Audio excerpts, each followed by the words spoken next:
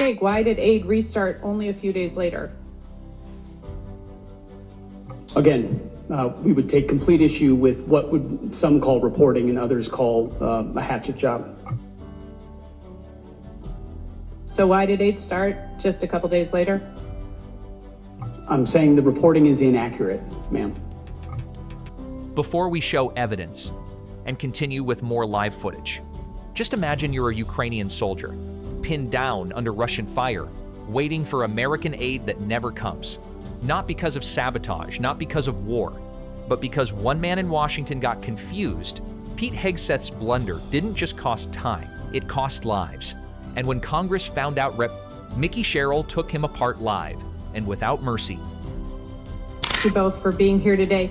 Mr. Secretary, your testimony over the last several days before Congress, I've heard you speak about all of your supposed accomplishments from your time at the Pentagon. I have to say, your training at Fox News has let you spend months of dangerous dysfunction and incompetence into catchy phrases like restoring the warrior ethos and increasing lethality. But the truth is, it's really been chaos at the Pentagon under your leadership. You've clearly shown you're unable to manage the Department of Defense, but what I'm most concerned about are three specific areas: your operational incompetence, your managerial incompetence, and your budgetary incompetence. So let's start with operational. According to news reports, in your first week on the job, you got confused in a National Security Council meeting and thought President Trump wanted you to stop all aid to Ukraine. In a well-functioning administration, you would have asked for clarification before making that seismic policy shift, but instead you ordered vital military aid heading to the front lines turned around, costing the U.S. millions of dollars and depriving Ukrainian soldiers of equipment they needed to fight Russia. So, Mr. Secretary, can you explain how exactly you misunderstood such a monumental presidential order? One of many fake news headlines we've dealt with. So President Trump told you to halt military aid to Ukraine on January 30th? As is often the case, highly ideological and very ill-informed reporters love to speculate about things they know nothing about in order to spear President Trump and myself. So it sounds like actually the reporting is correct, because I will say, if it wasn't a mistake, why did aid restart only a few days later? Again, we would take complete issue with what would some call reporting and others call a hatchet job. So why did aid start just a couple days later? I'm saying the reporting is inaccurate, ma'am. I don't think that's correct. So let's move on to your managerial incompetence. I think we can see why you misunderstood the president, because you're obviously misunderstanding my questions. Less than a month into the job, you fired the chairman of the Joint Chiefs, C.Q. Brown, and the chief of naval operations, Lisa Franchetti, without cause. And to this day, you still have not provided an adequate explanation for removing them. As far as I can tell, you fired C.Q. Brown because he was black and Lisa Franchetti because she is a woman. So nearly 4 months later, we still don't have a new nominee for chief of naval operations. News reports, and you can contest it, but I'd love to hear your answer, say that you haven't nominated someone because qualified admirals keep turning the position down.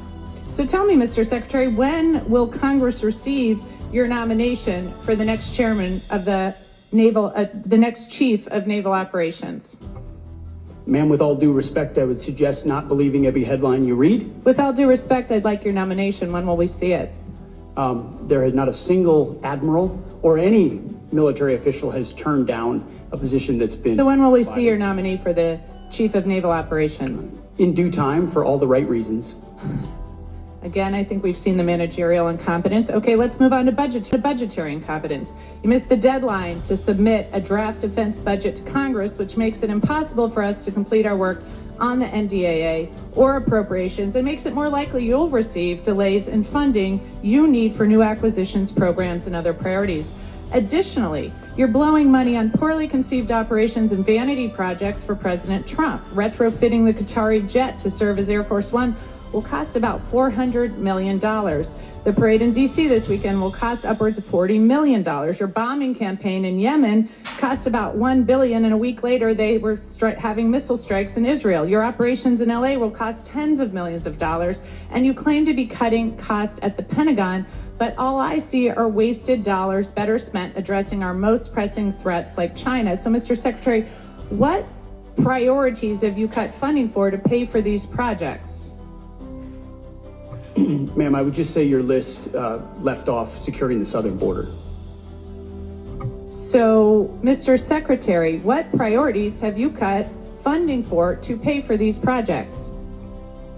We make trade-offs every day, and I would imagine what we want to spend on is quite different than what the previous administration did. Well, I think the American those changes quickly, and they're reflected in this budget, and we're very proud of them. I think the American people can see why I'm so concerned about this incompetence. Thank you, and I yield back. This wasn't a hearing. It was a public demolition. And if you think it peaked early, think again, because what comes next only gets more explosive. Congresswoman Mikie Sherrill didn't just criticize Pete Hegseth. She dismantled him. Her accusations weren't vague. They weren't couched in diplomatic phrasing. They were clear, cutting, and impossible to ignore. She described the Pentagon not as disorganized or under pressure, but as a chaotic failure on every level, operationally, managerially, and financially. And she held one man responsible. Your training at Fox News, she said, might help you come up with catchy slogans, but it hasn't helped you run the Pentagon. In her words, Hegseth turned dysfunction into sound bites. Behind phrases like restoring the warrior ethos and lethality was a trail of mismanagement, confusion, and billions wasted. Then came the first bombshell. She accused Heg without seeking clarification. He ordered vital shipments to be turned around. No review, no confirmation, just chaos. The results? Millions of dollars lost, and worse, frontline Ukrainian soldiers left without the tools they desperately needed to defend themselves against Russian aggression. When pressed on it, Hegseth deflected, calling it fake news and accusing reporters of being ideologically motivated. But the damage was already done. If it wasn't a mistake, why did the aide resume just days later? That was only the beginning. Sherrill then zeroed in on his internal leadership, or lack thereof.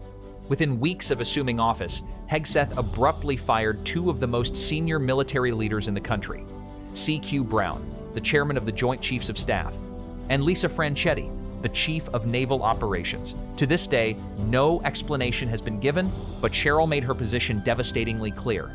Brown was fired because he was black, and Franchetti because she was a woman. Her words sent shockwaves through the room. This wasn't speculation, it was an accusation of identity-based purging at the highest levels of military leadership. At the highest level of military leadership, and then came the silence. Hegseth didn't defend the firings. He didn't deny them. He simply stalled. Nearly 4 months later, there's still no replacement for Franchetti because, according to reports, qualified candidates keep turning the job down and Congress has no answers. So, Sherrill asked him again, directly and publicly, "When will we get your nominee for Chief of Naval Operations?" His response? "In due time." But Sherrill wasn't finished. She pivoted to the numbers, and the picture she painted was China, cybersecurity, emerging global conflict zones, all underfunded, all overlooked. She closed her attack with one final brutal question. What priorities have you cut to pay for these projects? His answer, "We make trade-offs every day." This wasn't just a grilling, it was a warning shot. And in the next segment, we've got the live footage that backs every word.